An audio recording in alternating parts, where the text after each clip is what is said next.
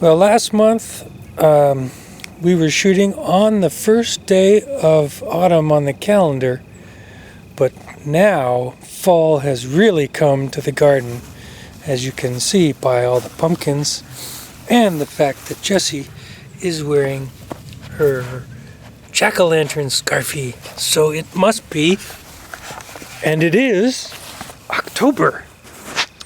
Yes, and absolutely gorgeous day today. Almost like an Indian summer day, although it didn't quite get up to 70.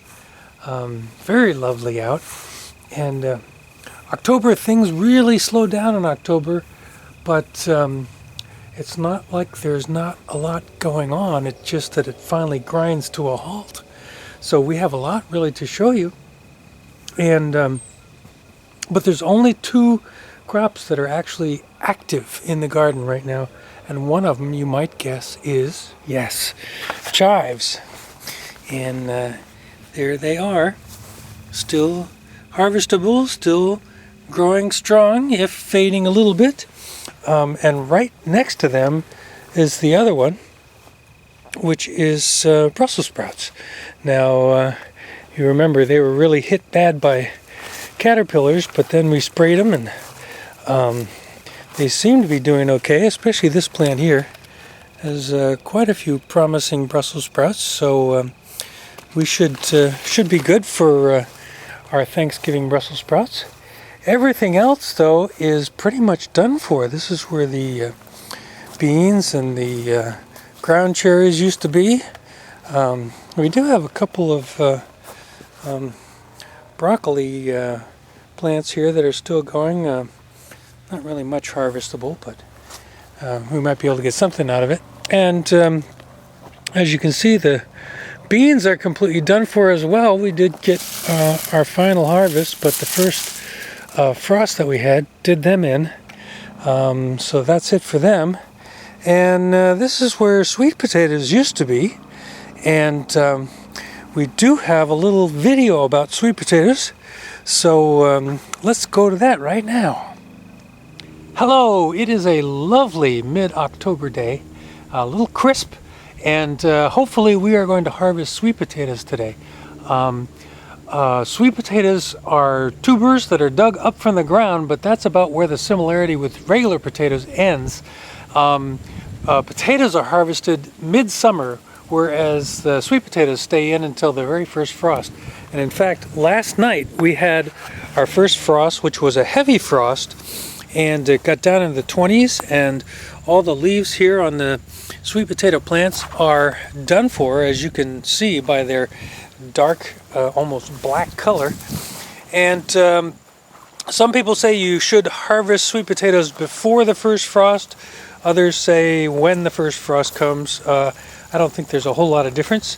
And so today we are going to dig them up. Now, I did notice a disturbing hole here. I'm hoping that we don't have rodent damage, but there's just no way to know until we dig them up. And as I pointed out before, and I don't know if you can see that very well, but that is plastic coated chicken wire that I put over the top of the plants to hopefully deter rodent damage. So we'll see what happens, but it's a nice activity and a perfect day for harvesting sweet potatoes. So we'll do our usual time-lapse thing and see what happens.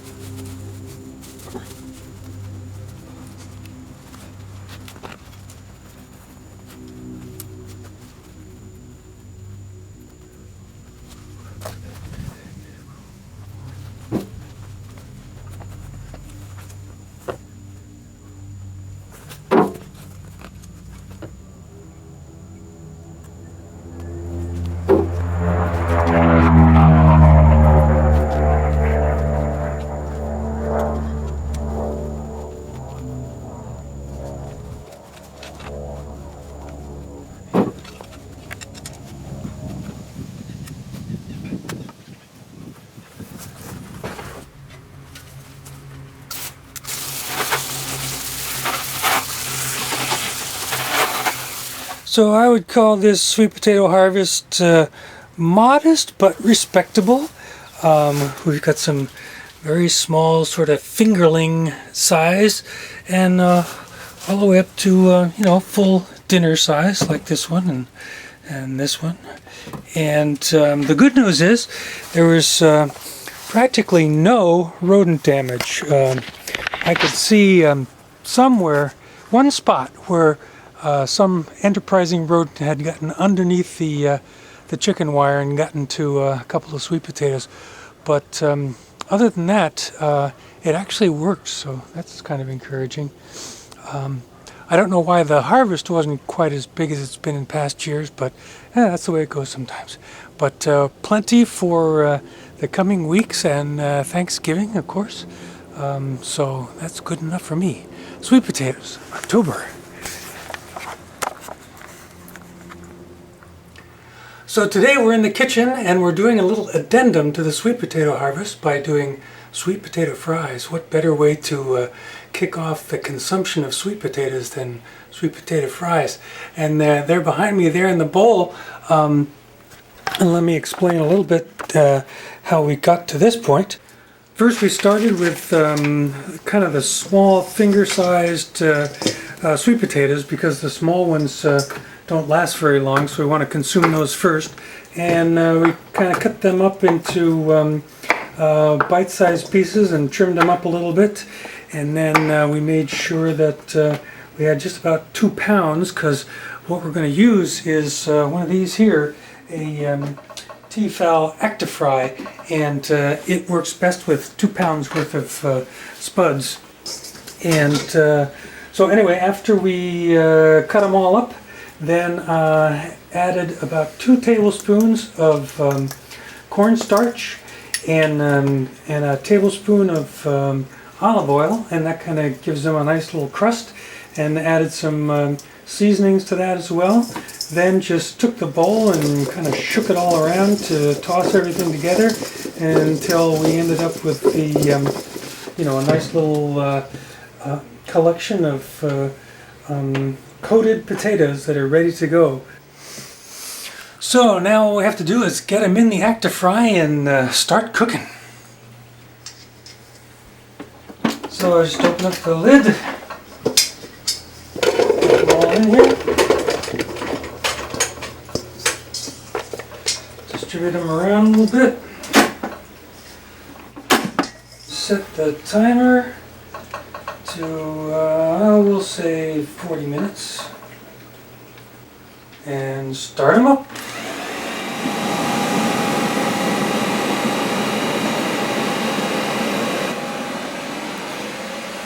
Okay, so all we have to do is wait for the cooking to complete so we can have some delicious sweet potato fries. Alright, let's see what we got.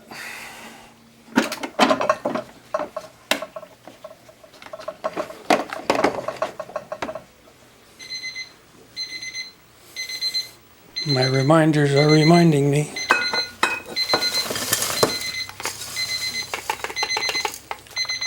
Perfect. So there you have it. Tender on the inside, crispy on the outside due to the cornstarch, oil, and seasonings. Piping hot, ready to be consumed. An October treat. Sweet potato fries. And so there you have it for sweet potatoes for the year. Not too bad. This is bed 2 that we're looking at right now, and as you can see, just a lot of mulch where the okra and summer squash used to be. All done for.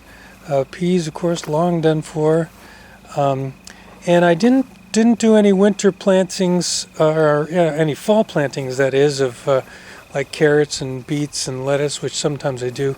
This year I just decided to skip that, so nothing going on in the way of a fall garden at all. Except for it's still lovely and nice out here. Now, there are a few garlic plants poking up here, but I don't suspect that they would amount to anything, judging from the size of the tops. And of course, this is where onions and potatoes used to be. They've long since gone. And Frankie is digging around where the tomatoes used to be. And we've put down, as you can see, a nice layer of, I guess I should call it manure mulch, because it's grass clippings and leaves freshly brought in from the property. And Frankie thinks it smells pretty neat, and there might be some things to find in there, right, boy? He's such a good dog. And you can see here, here's a leftover pepper. But I think it's been, well, you know, it's not too bad. I might be able to take that one. Just missed it. But the rest of the peppers are, of course, done for. The first frost also did them in. Hi, Jesse. As well as the eggplant. And the only other thing down in this bed was leeks, and I did leave a couple of those in, but I don't think they're worth anything. So we probably won't get anything out of them. This bed that was clover that never came to pass is all munched over, and as you can see, the grand stalks of sunflowers are now done for, and I pretty much let the birds have all the seeds, and so that's just swell. But I need to cut them up and get them turned into mulch. This bed, however, which used to be corn, has a very nice layer of manure mulch on it, just mulched today, and so it is officially going to sleep for the season, and that leaves us with external corn patch, where there's also nothing going on, but we'll take a quick look out there. So you might be able to see the little stumps of corn stalk that are still sticking up, and maybe some wandering vines of pumpkins. All those pumpkins that I didn't grow this year. They came up on their own. And then right there is a pile of corn stalks, because I had so many extra corn stalks I couldn't even use them all for my decor. But this is, of course, where the popcorn and the Indian corn used to be, and we do have a video of the popcorn to show you. Now, you might have seen it because I already posted it on YouTube by itself, but it's kind of the end of the popcorn harvest, so I'm going to include it here as well. So let's take a look, and then we'll head back to their garden proper. So today we are inside in the kitchen, and the reason we're in the kitchen is because we are finalizing the popcorn harvest by sharing the joy of popping homegrown popcorn on the cob in the microwave. And if this works, it's a lot of fun. Now, you saw in earlier garden videos, if you're a garden video fan, the popcorn in its various stages up into including harvest. And so the final step is, of course, enjoying some of that popcorn. So what we have here is two ordinary lunch bags, paper lunch bags, and of course an ear of our fine popcorn. And all you do is just stick the ear in one bag, then take the other bag, like so, and put the one as sort of a sheath over the other, and you end up with this kind of a package. And what that does is that keeps the ear in the bag, because as soon as it starts popping, it tends to move all around in the microwave, so you want to keep it in one place. And also this holds the popcorn and allows for the venting of air and stuff like that. So Frankie's already getting excited about doing popcorn. So now we go and put it in the microwave. It's right in the center, basically. Close the door. Fire up 3 minutes. And leave it at high and let her rip. And you may not hear any popping whatsoever for the first minute, but it'll get around to it, and lots of times it like explodes with a whole bunch going at the same time. So we'll see how it goes.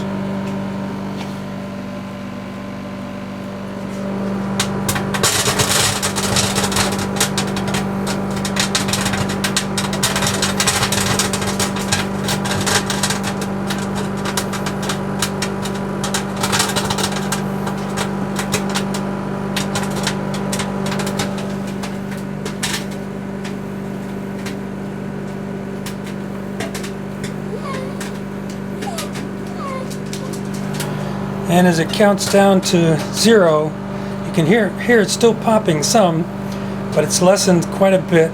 We did a full 3 minutes. Of course, it'll depend on the power of your microwave. And then, so you can see it's all puffed up. That's a good sign. Let's see what we got. All right, take the top, rinse the top. There you go.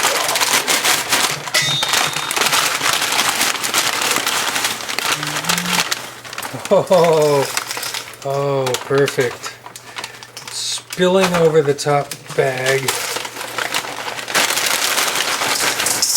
There you go. That's just about a perfect result. It's still hot.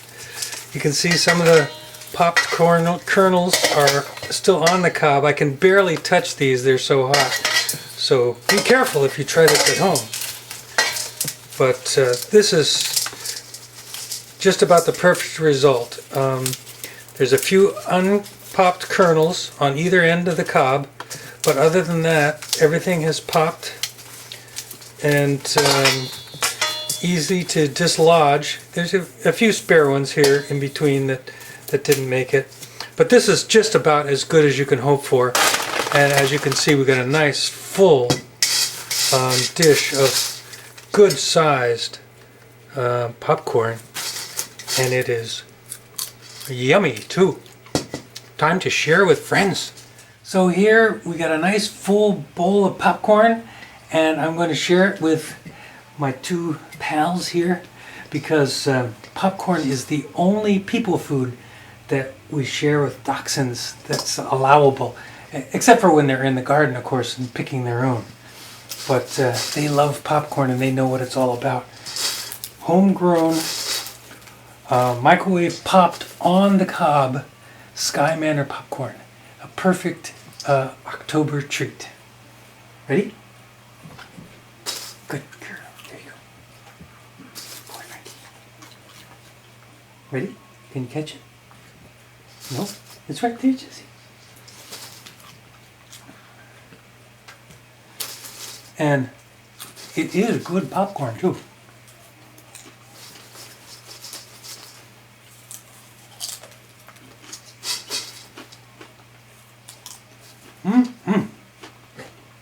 Good girl, you caught it. Ready, boy? So back to the garden proper, and here are the pumpkins that I didn't grow, I keep jokingly saying. They're all pretty small, but there are some bright orange, lovely looking pumpkins, and a lot of them are still green. I think they're turning a little bit more orange as they sit out here. I haven't tried any to see how they taste. And then I have a few of these oddball squashkins or pumpquash, or I don't know what you want to call them. I think they're a cross between Waltham butternut and a pumpkin. I'll try cooking one of those too and see what happens.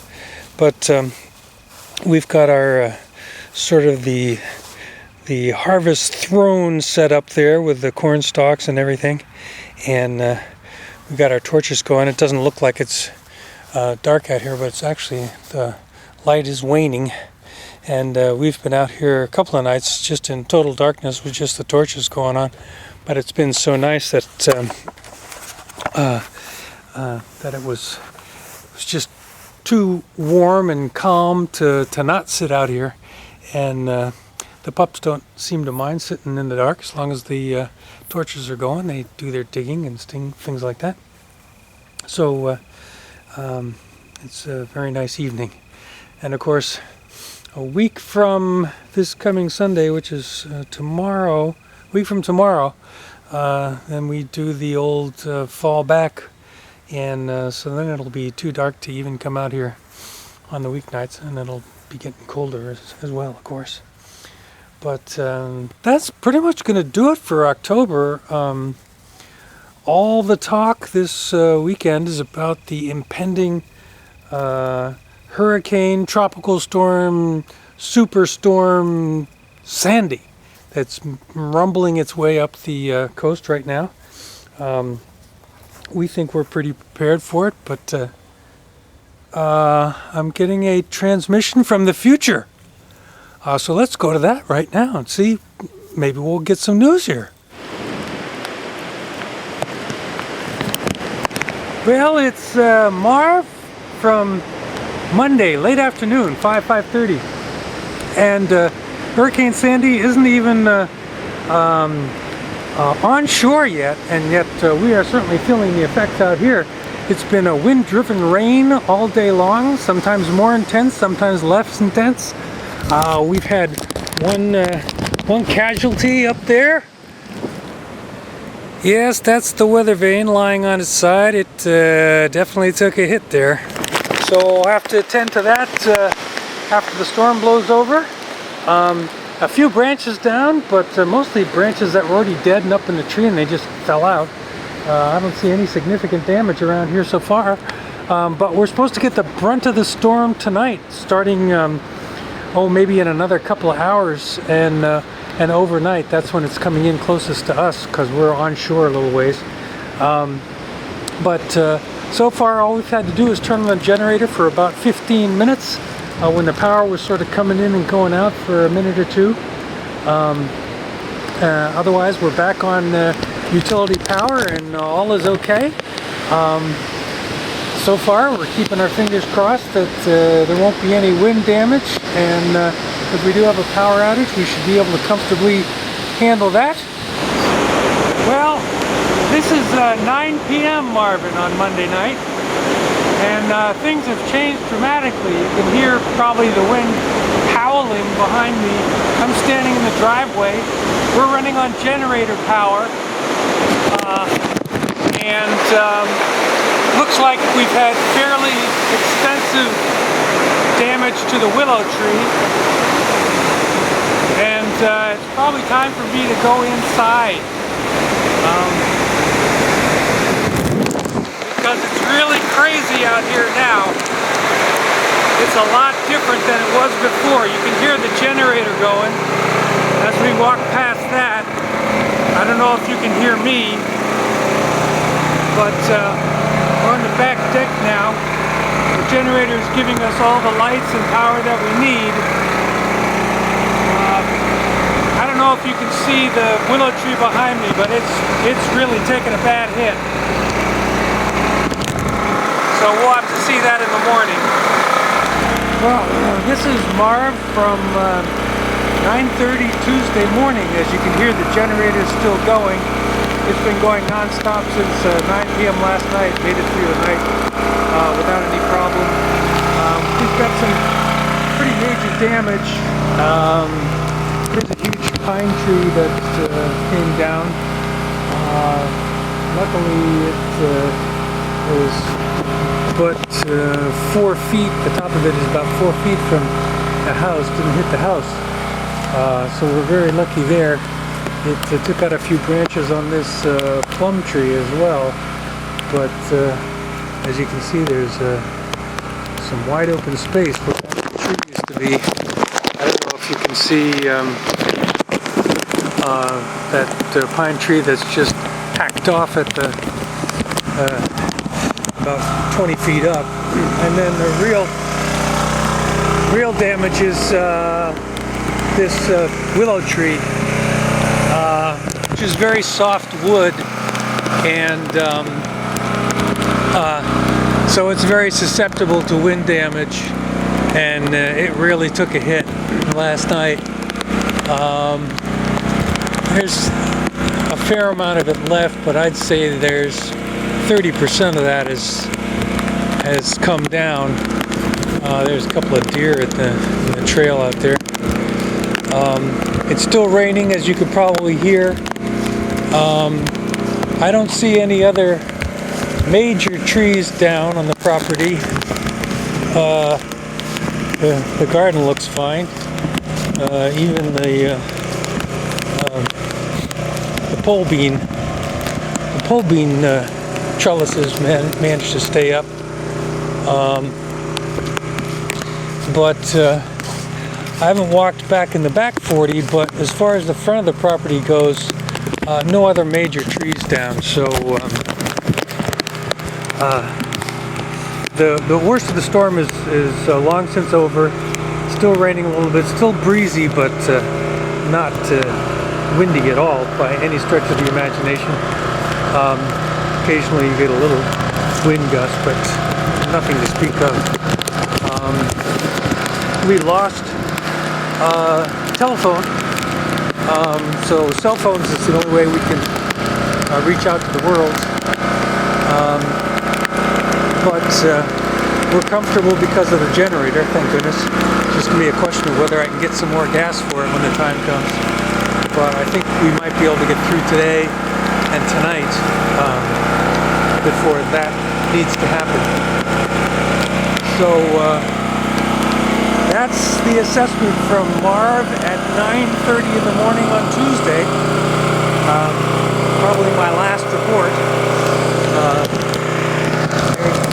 What the pond looks like after Sandy. The fish are down there and okay though. So I'll give it back to Marv at 9 p.m. last night. We'll give it back to Marv at whatever it was, 5 p.m. yesterday. We'll give it back to Marv in the garden on a beautiful Saturday late afternoon with no hint of what's to come. Back to